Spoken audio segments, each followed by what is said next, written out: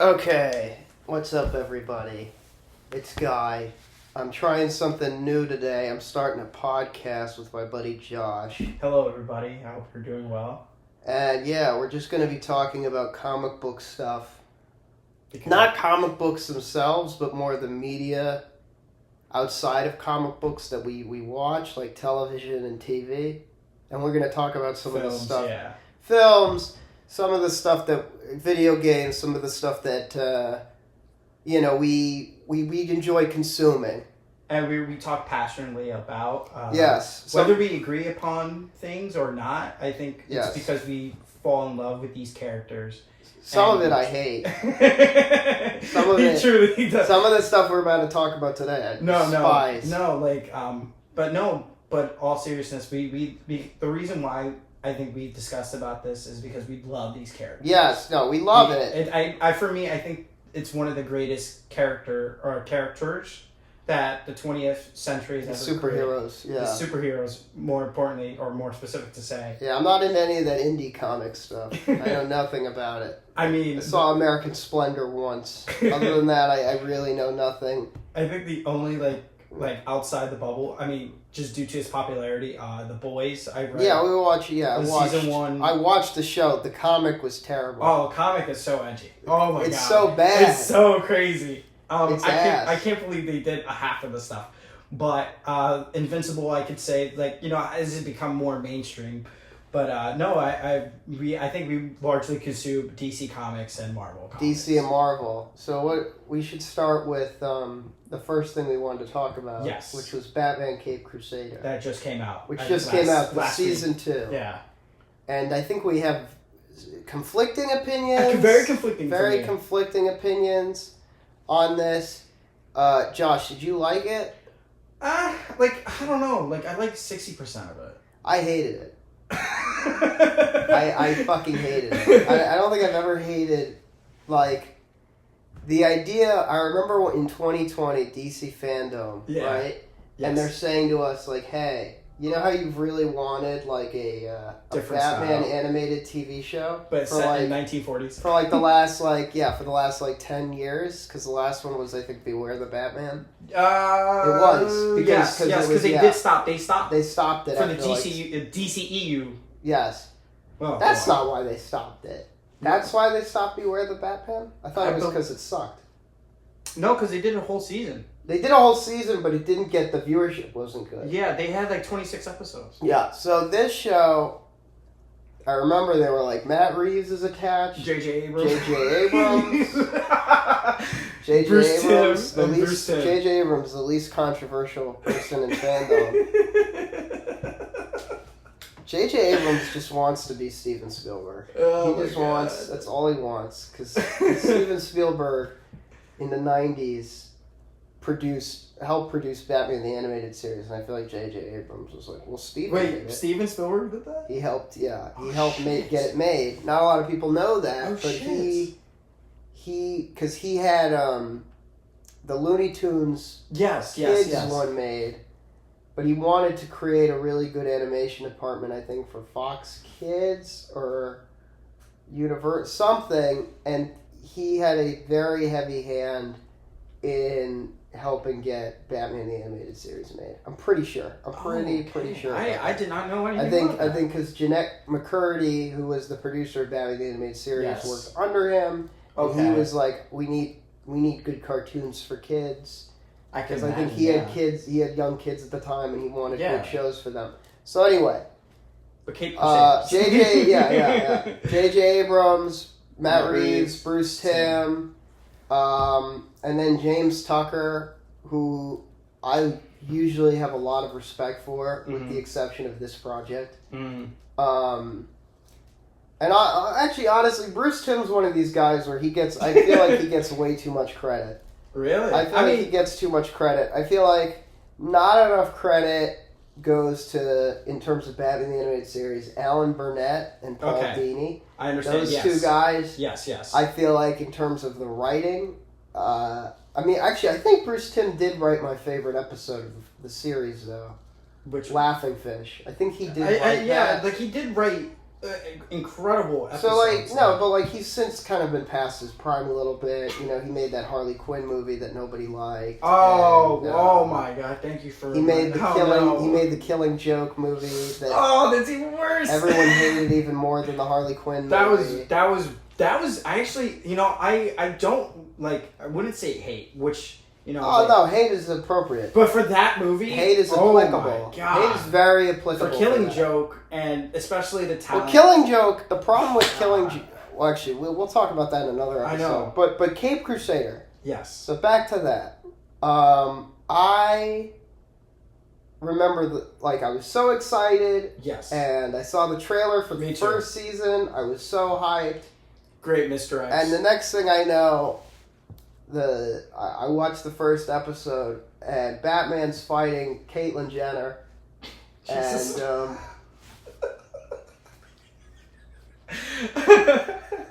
And I was like, "What is this? What is this?" Because the Penguin in that show. Here's the thing: I don't care if the Penguin's a woman. Yeah, I don't care. I mean, I'm okay with that. I was okay, but the blatant. Of it just being so in your face, like Oswalda. Like, you didn't even give her, like, a real female name. Oh, that or was even, weird. like... That was weird. Even, like, just give it a different kind of character design. It's Yeah. literally the Penguin with lipstick and earrings. It was just so, like... It was weird. And weird to look at, and it felt like Batman was fighting somebody who won a medal at the Olympics. We talked 30 years ago. Yeah. We talked about, like, what character choices... we would have done differently, and especially one of them, like her having children, and that was interesting. And that was and killing one of them. But the problem here's the other problem is I think us comic book fans know that's interesting because the Penguin had a very overbearing mother, and which would have been a So I think that's kind of a cool flip that he's a lot of she's the overbearing mother. Yes, but most people don't know that. A lot of iterations. Because Batman the Animated Series, they wanted to do that, but they never did. Because I don't know why. I don't think it was appropriate. I think because I heard like they it was just like Fox was very strict of like what they could. I think it was also like they were like, do we really want kids to be like, hey, don't listen to your mom? Yeah, it would have been because if you do, you become the Penguin. Yeah, but no, Gotham did their TV show. Yeah, they did. Gotham did it, which was a really good Penguin adaptation. And then the Penguin series did of course. Penguin did it. The comic book Penguin Pain and Prejudice did it. Which the Penguin's TV series took most of its... Majority, Of its, So, like, the idea, kind of the Oswalda character. Yes. And her having kids would have been interesting, but they never go anywhere with the kids. No, they don't. They kill... In fact, they kill one of them.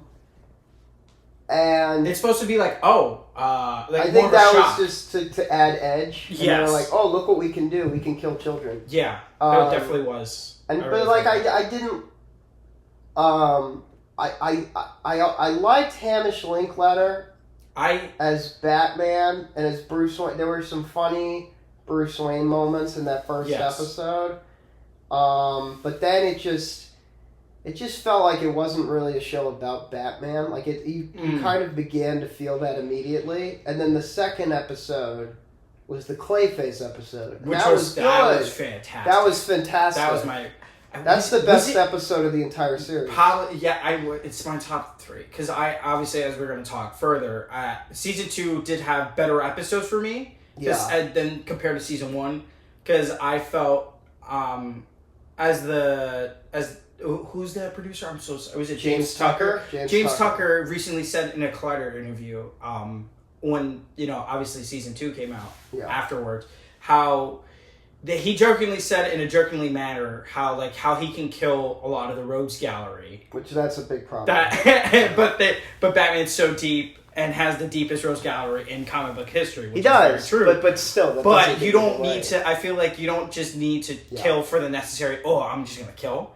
And a lot of that I felt that throughout the show. I'm like, you really didn't really need to kill that character. And so that's where my conflicting comes from a lot. So that's like, I mean, we addressed the first episode of season 1. I'll just say, Clayface episode was really fantastic.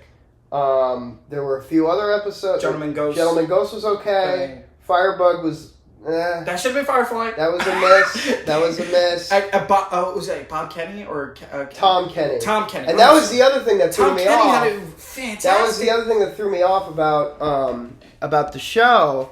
Was I remember they announced the cast list and they said Tom Kenny, so I was like, oh, okay, we're gonna get him. He's gonna play the Penguin. No. Because he plays the Penguin in everything. Oh, that's right. Yes. He plays the Penguin in everything. So I'm like, oh, okay. So, but then it turned out it was what's her face from Good Will Hunting. I know who you're talking. Oh my god. Because she's a really good actress. She's a really good actress, but it just didn't click that. But Tom Kenny. But the big complaint, going back to season 1, the biggest complaint about season 1 is the fact that it is not really a Batman-oriented show. It is a Gordon family drama and the Renee Montoya show. Yeah, Batman does not have a lot going on in the show. And this is at the end of the first season. Yes. The big arc of the first season is kind of Batman respecting or like kind of acknowledging Alfred. As an equal. Stop being a dick to Alfred. Yeah, that was and this is my problem with season 2. Season 2, I also because this is we need to set this up.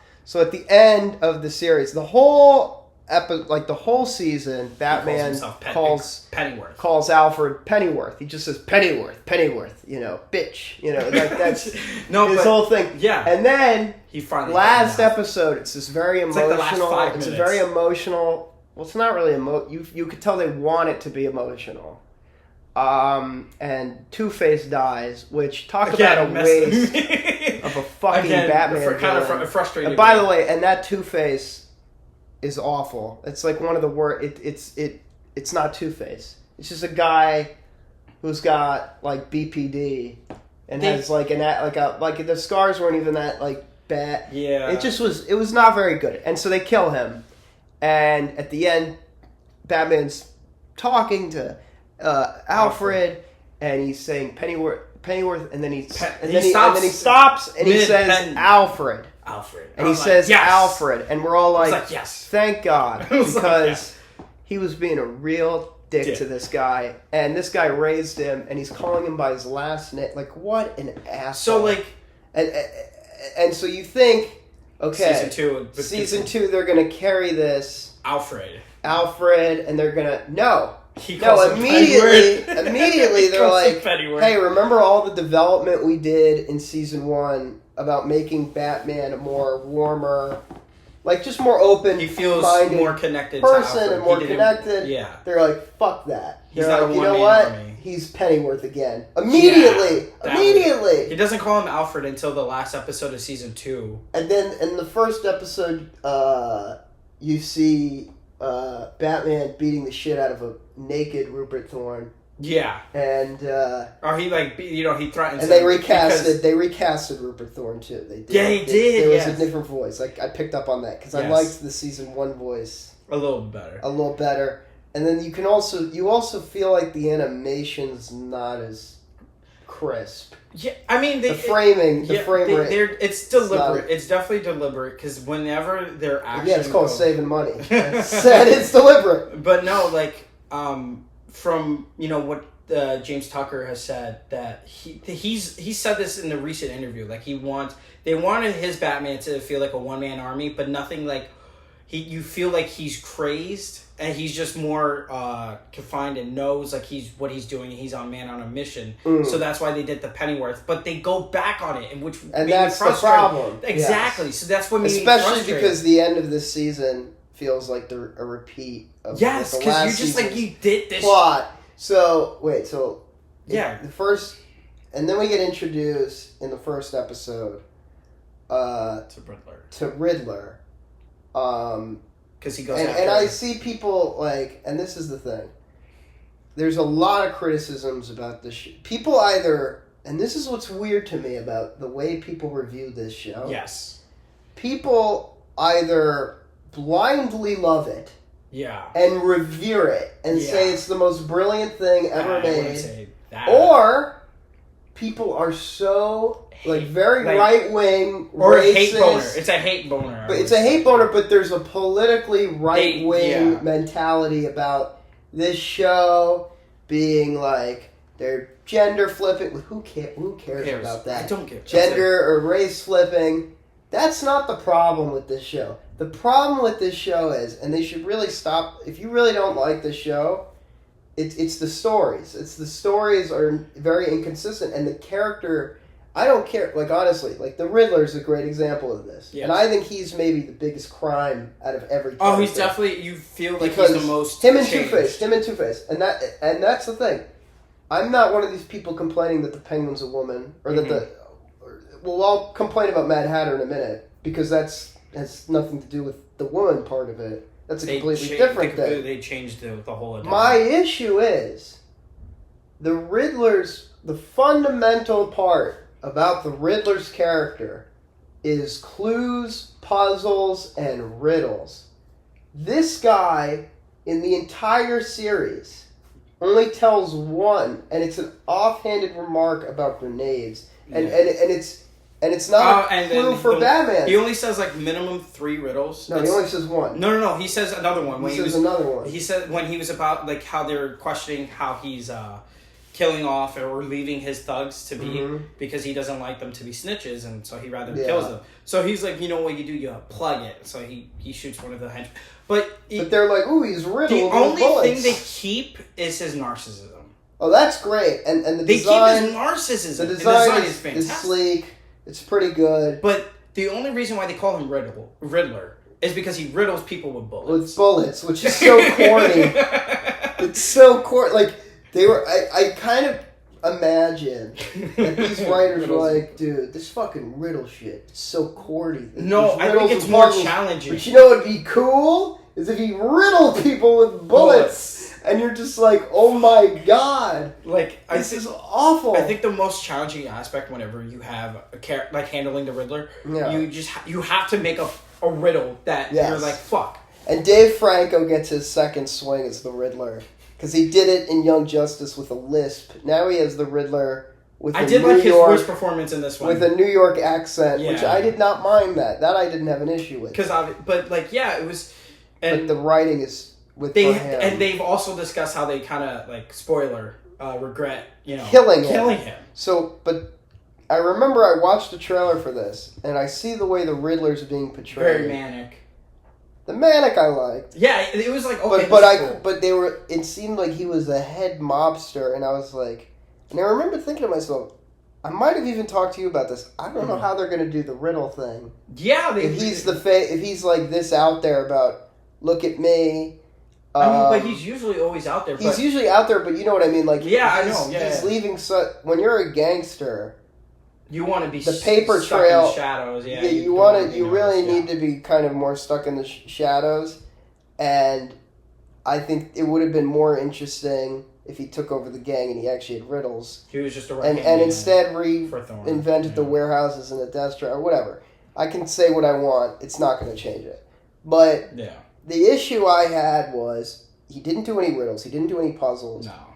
And then, like you were about to say, within 3 episodes, they kill him. Or 7. Seven. But he doesn't show up in a few. He doesn't show up in a few. They kill the Riddler, and he's killed by... Thorn. By Thorn, not Poison Ivy. No, I thought it was Poison Ivy at first. The trailer is very like I will say this. It was it was like, oh, this is Ivy. I was like, okay, so this is their version of Ivy. Poison Ivy, but it's not. It is the character Thorn, who has been in the comics. Has been in the comics. I think it's like a. Was Golden Age? Was it a Flash on? I don't remember who. But it was a Golden Age, right? It was Silver. Silver Age, okay. But yeah, so she kills him, and then she just leaves, and she doesn't come back. Which I think like the whole like arc of season, or like the arc of season 2, especially for like the villain's perspective, how Riddler was just having mass like shootouts. He was terrorizing the city, and it led to his downfall, but it didn't lead to a satisfying downfall. No, and it also felt like, my opinion, watching this show, is that they got an episode order of 10. Yes. And they did not want to do 10. I think they wanted to only do 3 or 4. With the Joker. Yeah. But the problem was, because he's the better. Because you can see because you can tell there's a lot more care put into those episodes. Oh yeah, than the other episodes. Mostly after. Sorry to cut it, but no, in season 2 at the end of every episode of the season 2.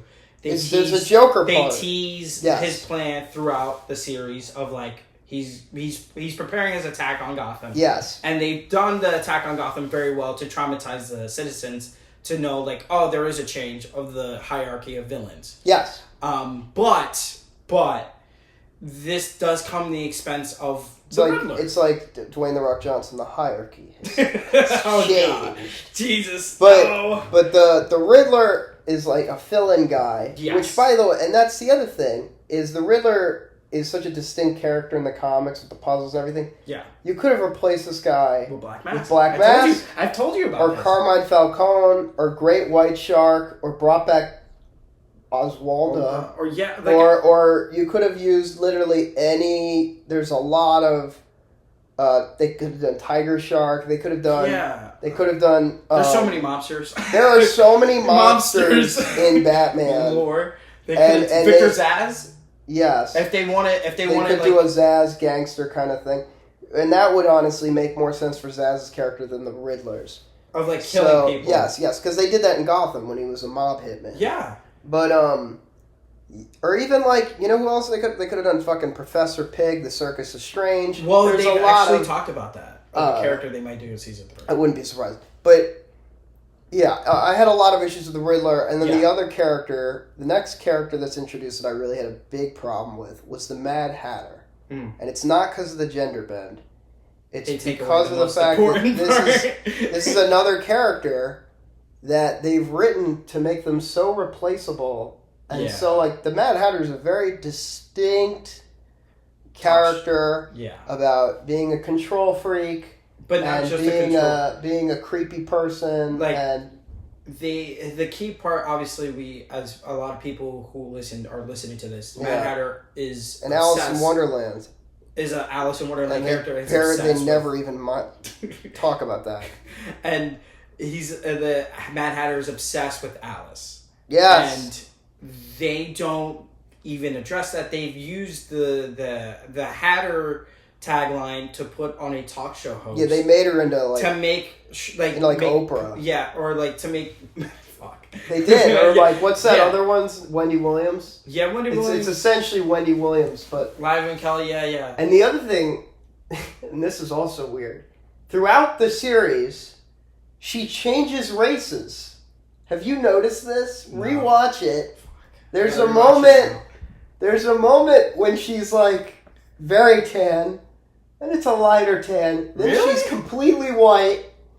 Then she's like light skin black. What? Like there's a moment she evolves, and it's like almost like the animators were like, I don't know, what should we do? Really, I gotta look back on it. Look back on it. It's really funny. But I see what they could have done of like her being a talk show host and influence the people. That would have been if it was. But they never did that. Yeah, they never followed through. Her being like a very big influencer. Yes, and that could have been a great episode of her manipulating the airwaves against Batman, but with psychedelics and that's a key part of who Mad Hatter is and what he does of his abilities. So like they were like, oh, we can make her a talk show host. She's like, do you know who she's like? She's like that Fox News Jeanine Pirro, the one that drinks too much. Yeah, the one that like has wine. Yeah, Jeanine Pirro. Yeah. Who's now a judge. She's for Trump. She is like Jeanine Pirro, and it just doesn't work. No, I think they had a good basis, but they just never follow through of like the ability of what Mad Hatter is. Yeah. But it's the same. It's a like we talked about it. It's again back to the Riddler. Mm-hmm. It's like yes, you kept a part of their personality, but you kind of made it too different. Yeah. Where you could have replaced it with anybody in the mythos. You could have replaced it with Jack Ryder, Vicky Vale, Summer Gleason. There's so many journalists. Or like was it Silver St. Cloud or whatever. But she's not a journalist. I know. She's a philanthropist. Yeah. Oh shit, you're right. Yeah. But again, I'm just saying for an example. Right. These are replaceable. These are characters that they wanted to, for some reason, shove them in, and it just does not work. No. It's more frustrating because there are episodes like the Mr. Zero episode with Carrie Kelly. Carrie Kelly. As dressed up as the Grey Ghost. That was cool. That was fantastic. And the dynamic with Batman. When he yells at her? He yells at her at first, but then he's like, fuck, alright. He's yeah, like, I'll take bad. Yeah. He felt bad. And but Mr. Zero is another problem. The man's design is a penis in a suit. He's literally a penis in a suit. Yeah. Oh, man. And I really love the voice actor. I thought it was cool. Yeah. Was it Kevin Michael Richardson? Yeah, he's the Joker. He's a great... For the 2004 Batman. He's Joker for the Batman, and he's also, he's in everything. He's in Gravity Falls. He's in everything. He's a fantastic voice actor. It was a cool idea, the voice modulator. Oh, it was so cool. That was cool. But then for some reason, his head looks like a shrunken penis. He told me over the phone, and I'm like, fuck, I can't get out of his head. The way the hair is cropped. Yeah. It looks like the way Stormy Daniels described Donald Trump's dick on Jimmy Kimmel Live. Oh no! So every time he would talk, in it, I would just be like that, like the scene in How I Met Your Mother. That's a penis. No, but yeah, like there are great elements of the show, and I feel like. Yeah.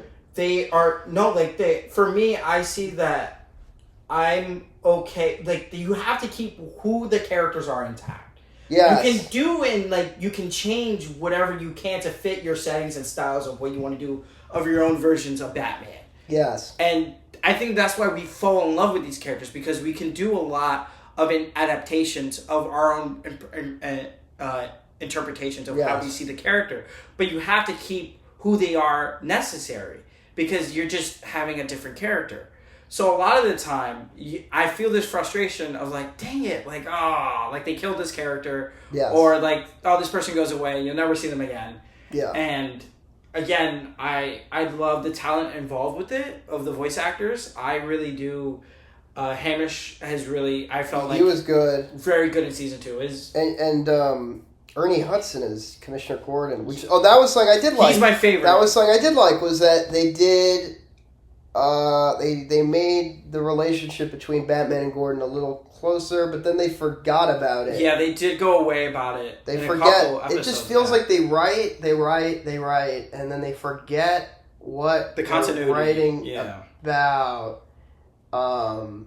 Another character that I really don't understand is Flash. I thought he'd be killed. That's exactly... Yes. And he's voiced by the great... Who? Oh, he did Uncle Ruckus on Boondocks. Oh, really? Yes, he's Uncle Ruckus. Oh, he's great. I love him. I'm so sorry. I'm going to look up his name right now. This is so... But no, he's good. Yes, he's fantastic. He voices Flash. And I'm not saying the performance is bad. I'm just saying... No. It's just you feel like he overstayed his welcome.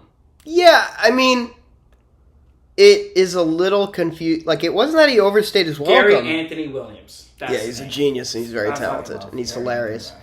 My issue is that I don't really know what his goals and motivations are throughout the entire season. There's no... Like, there was one episode where it was flips the Thorn. And flops. It was the Thorn episode when she makes her debut. Yeah. And he goes to meet Riddler. And he's like, hey, if you need anything. Because he gets out of the good graces of the mob at the end of season 1. Yes. Because he kills... But it also feels like... It feels like he wants to turn over a new leaf at times. Yes. And that's what's so weird about it.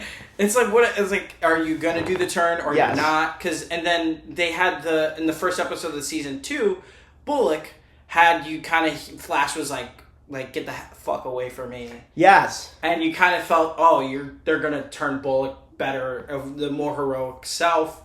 I thought it was the opposite. I thought they were going to make Flash like a good guy. But they kind of we felt the characters all felt the same. At the end of the season 2. Like, it's still the same as if you were doing season 1. You just got new villains involved with it. Yes. And I think that's what...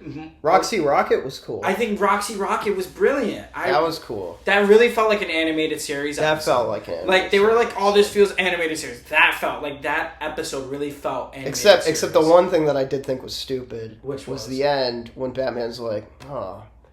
She would want us to burn it. Yeah, it's like, are you sure? Maybe she... Alfred was like, You're Bruce Wayne. This is the thing that annoyed me. You're fucking Bruce Wayne. So if you wanted to, you could obviously get the tech. Yes. And say that she invented it. No, credit her. Yeah. Because that's the Bruce Wayne move, is to credit her and be like, look at this incredible thing this person did. And I think it would have also been interesting if you tied that energy source throughout the season, and inevitably at the end with the Joker, I think it would have been cooler if he had like The Dark Knight Rises, like a bomb made of that kind of energy, I think. And then there was something else in the Mr. Oh yeah, this is this show just decides to be edgy. So in the first episode, at the end, the Joker is dressed as a limo driver. He picks up Rupert Thorne and his son. Oh, you know where I'm going, right? Yeah. He picks up Rupert Thorne and his son. He kills them both. And he kills them both with laughing gas. And then he brings them to Mr. Zero. It's Mr. Freeze. I don't give a shit. It's Mr. Freeze. If they didn't say Victor Freeze, I'm just saying. It's Mr. Freeze. And he never clarified this in interviews. Here's my thing. No, but because they know that, and then they also killed him off. I forgot to say that. They also killed him too. That actually would frustrate me. Which was like, I was like, what is this? The Walking Dead? Yeah, they Game of Thrones? Just killing characters willy-nilly? Yeah, that was very so, to me. What were we talking about? Oh my god. Joker killed. Oh, yes. So this was my big issue. Joker kills them both. Yes. And then he has Mr. Zero freeze get rid of the body. And they're in this collection. And at one point, Carrie Kelly is going to slingshot something to hit. And it hits Rupert Thorne's son, and you just see a piece of his brain fly out of his head, and it's this giant. You just see this is a child. Yeah, I didn't notice that. This is a child, and most people don't notice, and I noticed it, and I just thought to myself, what I like about Batman the Animated Series is they had a very lenient standards and practice person. Yeah. But it was good to still have those standards and practices. They made the show better. So this is what I agree. They held it. You need to hold it back a bit, especially those kinds of guys. I feel like those creatives. So what they have discussed is they have free reigns of this is in Elseworlds and you guys can do a lot. Yeah. And I feel like they need somebody to be like, okay, wait, you need to do this. You can't just kill this character. You can't do that. You change it up. I do feel like they need another writer in that room too. I forgot they also killed Mad Hatter, which we didn't even bring up. We didn't even bring up. Let's go through the villain kill count of the season. Rupert Thorne, Mad Monk, which is a very forgettable episode. It's a good episode, but it's very forgettable. Mr. Freeze Zero, whatever the Riddler, Mad Hatter, Hugo Strange. At first I'm like, oh, he just left him there. Dead. But now he's dead. He's dead. I'm like, God, he's dead. Dang it. He's definitely dead. Dang it. That's 6. Was there another one? Roxy Rocket. That was killed. Yeah. That was also. That's 7. They killed 7 villains. This is a hero that doesn't kill, and yet somehow the series has managed to kill 7 villains. 7 out of 10. So 7 out of the 10 episodes. And 2 of them are Jokers. 2 of them. That's 2 of them Joker. Well, and that's the other thing. Is now we'll get into the Joker, which, is a very weird take of the Joker.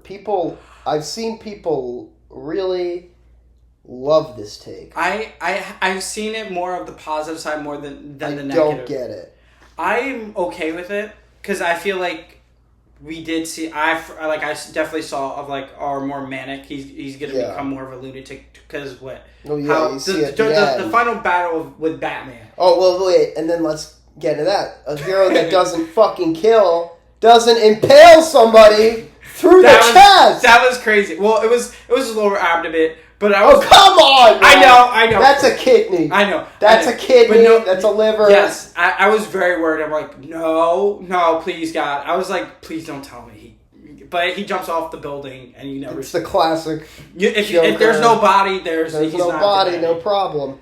But yeah, he very badly. By the way, just to clarify, because some people might be hearing this, being like, who may have not seen the show, being like, "Well, you just said they killed 7 villains. Well, I guess you don't see their bodies." No, you do. You see their bodies. See pretty much all of their bodies, and they've used their bodies in the next episode, the following episode. So be like, "Oh, they're dead. They're really dead. They're dead. Yeah. And then the Joker, though, is a weird one. So they went all the way back to the Man Who Laughs, which is the film that I guess Bob Kane or Jerry Robinson or Bill Finger, one of those three. One of those three saw that movie. Man Who Laughs, yes, and was like, "Oh, that's a cool idea for a villain." Yeah, but they decided to do it, and they just went all the way. They went full European. He's very cool and calculated. They gave him. And this is interesting. This is a voice that a lot of voice actors do. If you guys are familiar with Cad Bane from Star Wars, the voice actor for Cad Bane does Peter Lorre. Mm-hmm. He does a Peter Lorre voice, but with a little bit of a southern twang to Peter, like to a German accent, to Peter Lorre. They just go full Peter Lorre, full Maltese Falcon. My friend. Like, it's my brother. My brother. Yeah. Like, it almost feels like a combination of Peter Lorre and Al Pacino, and it is. No, you. I'm not having it. Well, or not Al Pacino, but yeah. Peter Lorre's in there, and it's weird. I like to see people's interpretation of characters as long as you don't really change who they are at heart. So. From when they went back to the idea of like how they got or like who the Joker is of like the character. Yeah. I was like, okay, like let's see where this goes. They were like no laughing. They very intentionally like I didn't like that. There were no laughing until like he fell till down the end. Yeah. So like again, like a lot of stuff is intentional because they were like, no, we want him to be different because we don't want him to feel like, and this is a part of like, but that's what that's what make the Joker. That's who's the Joker. My issue is the Joker's supposed to be like the literal opposite of Batman. And right? They do this to their version of Batman. No, they don't. Movie. They don't though, because he's just a very dark, just too dark, And the Joker's supposed to be dark, but he's supposed to be dark in this really crazy, ridiculous like I'm laughing at you while I do the most heinous shit. And Batman's like, I'm not laughing. He does, and I'm very controlled. He does. Joker does a lot of. The Joker does a lot of heinous shit in this show. He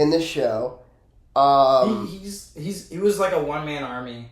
No, that was cool. And you really felt like he was in like one step ahead, and you really felt like he was watching who's this Batman, and he was very fascinated by it. But you know who he reminded me of? Who? He reminded me of that villain in The Incredibles, Bon Voyage. Yeah. He literally was. It felt like I was watching The Incredibles at points where I'm like, oh, Bon Voyage. No, but it's just the thing is, Cape Crusader is a very conflicting show, and a lot of people are like.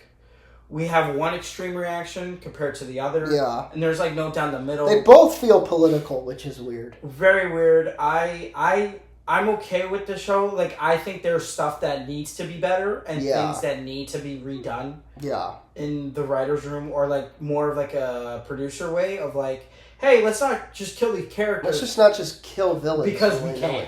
Yeah. Don't do that. I think that just doesn't serve the show at all. Yeah. And I think it benefits for having recurring villains. Yeah. And that's what's so good about these characters of like Batman or Superman. You have these recurring villains, and you could continue to. And that builds. That's world building. And you can building isn't just being like, hey, look, there's that guy. Let's just kill him. Or this guy, or this. It feels like the Arrow. It feels like the Arrowverse. It feels like Batman met the Arrowverse. This is seriously how this show feels at times. Yeah. Batman met the Arrowverse. Yeah, Arrow definitely did this. Where the characters are not at all like the core of the character. Well, also they didn't have the budget for a lot of them. No. That was fair. And their Deathstroke was good. So I love their Deathstroke. Their Deathstroke was good, and a lot of the Flash stuff was cool. First three.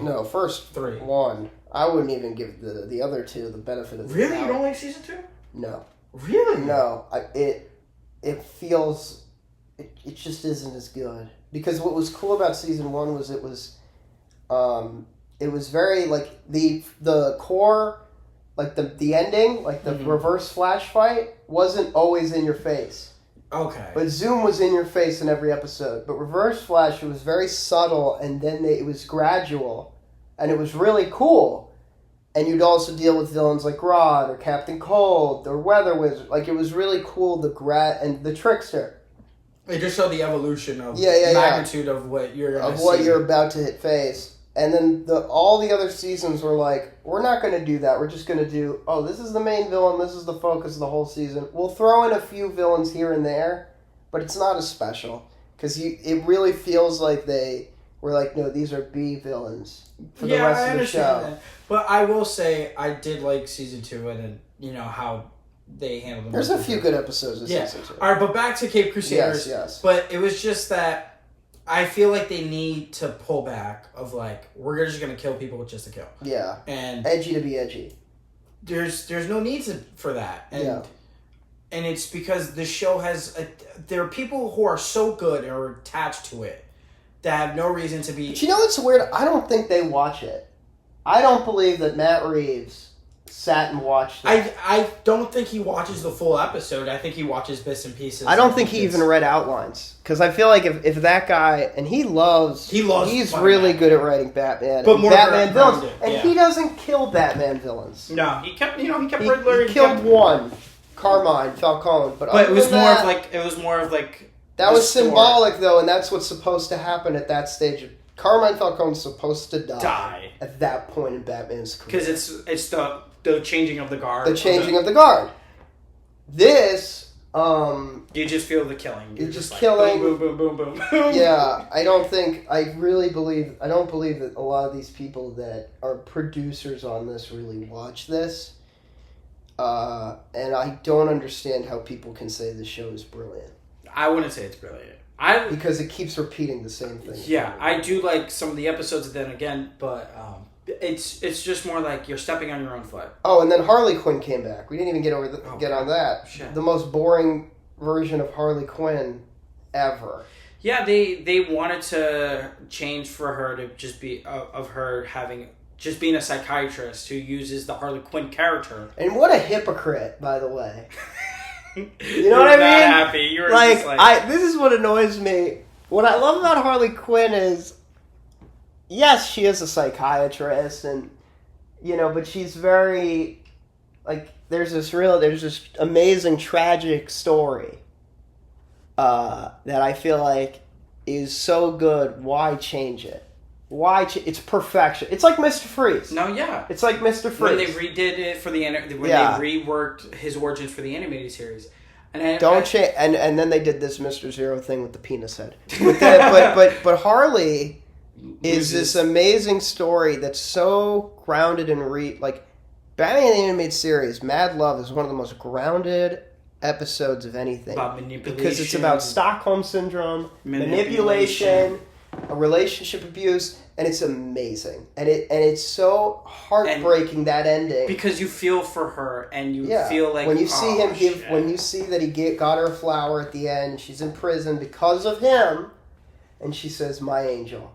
Yeah. And that is the core of the character, is that this is a broken She's broken because she met the Joker and she knows it. And she was just trying to figure out what makes him tick and who he is. And so, with this show, was like, you know what? Since we're not doing Joker in the first season, and she's going to be this character who's just a psychologist who deals with people with mental issues, and she just tests them, and it's a very different character completely of who she originally is, or like how modern, it's very different, and yes.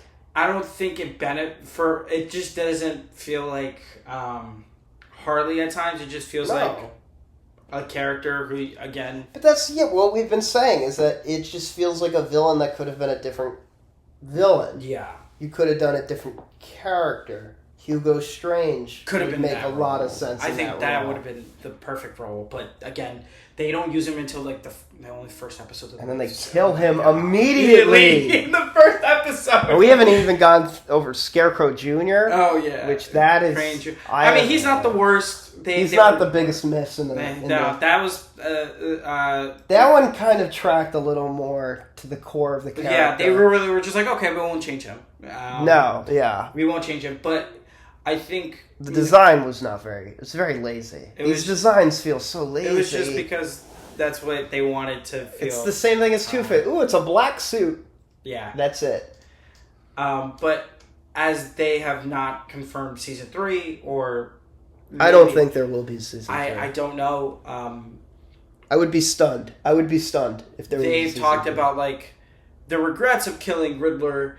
And like how they would like to bring them back, or what characters they would like to tackle. Yes. Like Poison Ivy, they have mentioned Professor Pig. Yes. I feel like they can't rehash the feeling of like Batman calling Alfred Pennyworth. No, if you establish him calling him Alfred, just call him Alfred. Just call him Alfred, man. Please, it's not that hard. Batman should expand his circle, because you've shown this again in season 2 where they're by the light with Montoya, with Barbara, with Gordon. They're by the signal, and you should really feel like he has the relationship. It just feels like this guy never learns anything. No, like even like the Carrie Kelly episode, you would think like, oh, he's gonna take her under his wing, and that would be cool to see Batman and Robin fight the Joker. Yeah. No. You're gonna get killed. He was like, you're not getting that. You're instead she goes back home, and it's like a almost got him, or not almost got him, Batman in my basement kind of vibe.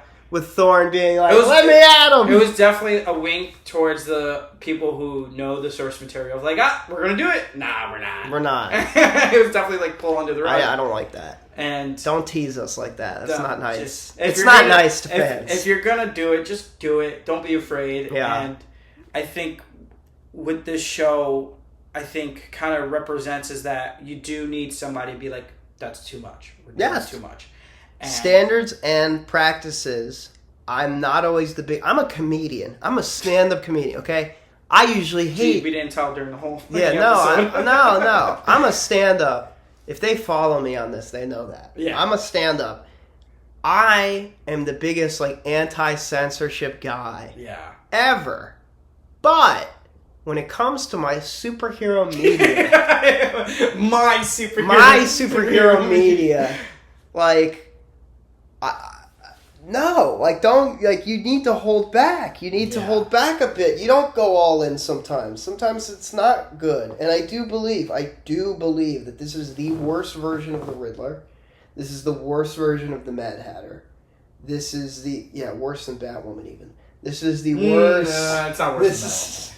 Well, that's not even the Mad Hatter, though. That's not even the Mad Hatter. Oh, God. But it's the worst version, somehow they've created the worst versions of so many characters that I love. And I think it's the product of the genre of superheroes being edgy. Yeah. And they were like, well, let's just continue that. Which is crazy, because My Adventures of Superman is fantastic. It's fantastic and colorful. And I think that's one of my favorite recent animated show. I think... Why is that not already greenlit for season 3? It's fantastic. It is season 3. I mean, season 4. Season 4. Season 4. Because I'm thinking about this. Yes. But I think, oh my God, that's a good show. Fucking well done. That's a good show. That's and you know what else? That show goes all in and goes crazy. And it does different things. But it feels creative. And it does take creative liberties. This does not feel creative. And you just feel like they're doing stuff because they could and they will. This feels soulless. And this feels like it has no soul. And right? Yeah. Like, but I wouldn't say like, oh, it's like nothing to it, but like, no, but like, there's no personality to the show. Okay, yeah. There's a personality to Man of Tomorrow. Or not My Adventures of Superman. Sorry. My Adventures of Superman. There's a personality to X-Men 97. Yeah. There's no person. This is like... Or like Friendly Neighborhood Spider-Man that has a personality. Yes. That definitely has a voice. Yeah. But no, I think the reason we've talked so long about this... Yeah. It's that... Because we love Batman. We love Batman. I think he's my favorite comic character. Yeah, me too. I think there's something about him that is so attractive. Like, doesn't matter what demographic of age you are. Big time. You're so, like, you just want to be appealed and you want to dive into that world. And that's the other problem I had with this show, is that the connection Batman's supposed to have with Robin. Yeah. And this is the weird part. It's so weird. I fucking blame the movies. It's so weird, though, because it's like, Batman is like a grown man, right? Yes. But he's a kid. Yes, he's still psychologically, the st- shit that he is doing, because he is still in that kid brain from when his parents were killed, and what's so miraculous is because he meets this boy who's the same age as him that had this same tragedy. Yeah. Boy or girl, I don't care. Just make it that, like, just tragedy. Like Barbara, like risk, like he has all the. I mean, like, and the connection of that, the connection. They're really Batman and Robin are like two kids. Yes. You know, obviously one's a little wiser than the other, but and he wants that kid to be better than him and not be on the path he is. Yeah. And that's why we get possibly the greatest. I mean, for me. Like the evolution of the sidekick becoming his own hero into Nightwing. And it's beautiful. And you really feel And Nightwing becomes an adult, and Batman is still a fucking kid. So, like, there is a humor to it. Because, I mean, it is true. Like, Batman is kind of still a kid. I mean, when you really he doesn't... The reason why he doesn't kill... He didn't have consensual sex with Talia al Ghul. Jesus, yeah. That was so bad. Roofied. That was so bad. Like, I don't know Batman why. doesn't really... Yeah, I mean, you know, he's very much...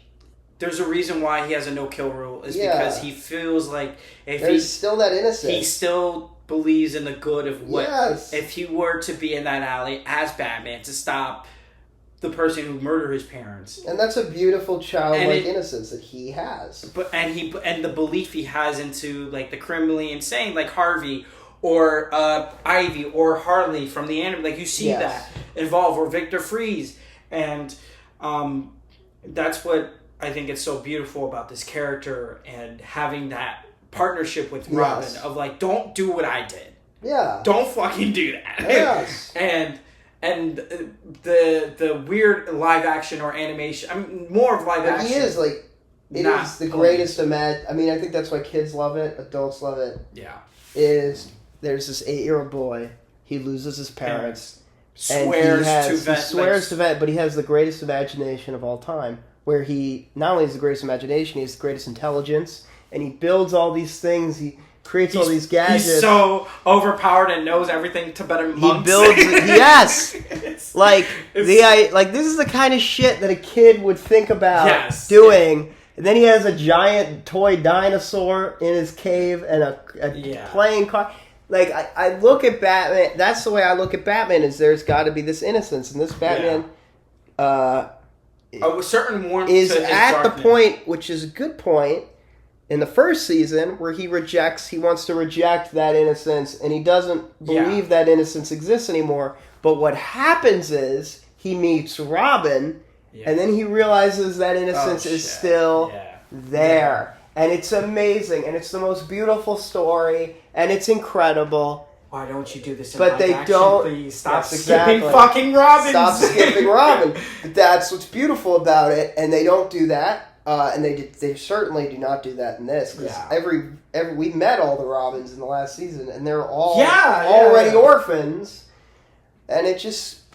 I don't... It's frustrating. It's a very frustrating show. Watching this show is like watching, like, the 2024 political debates. It really is. Oh, it really is, because it just gets you angry, because you know that it just they're nothing better good. candidates. They're better candidates. That's one. There's nothing good that will come out of this. No.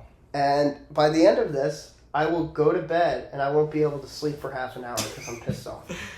No, but I think to wrap this all up is that, again, if you're open to seeing what it is, by all means, see it. Yeah. It really takes you an episode or two. No, don't. I mean... Don't watch it. Don't. If you've come to this point and you've already watched it, I'm sorry, and I'm sure you feel in my pain and Josh's semi-pain. Yeah. But if you have not watched it and you're still here and you're still listening to our complaints about this show, there's a reason why. You will not like it. You will not like it, and you don't want to watch it. But if you're curious, by the first or second episode, you'll have your feelings of the show right away. Yes. And you're just like, okay, I know how I feel about the show, and Season 2. More specifically, Season 2. Because Season 1 tricks you. Oh, my because God. the Clayface episode is really good. Fucking good. It's really good. God. Even though it's not about Batman. No. But yeah, anyway, guys. Thank you for listening. Follow me at Guy David Null Comedy. Josh, do you want them to follow you? me? Follow me at _Vargas on Instagram, and yeah. We don't even have a title for this yet, so we'll probably come up. Josh and Guy talks comics. I don't know. Talks comics. I don't know. We'll figure it out, but I'm gonna post this on YouTube and add some images and whatever. But take care, guys. Bye.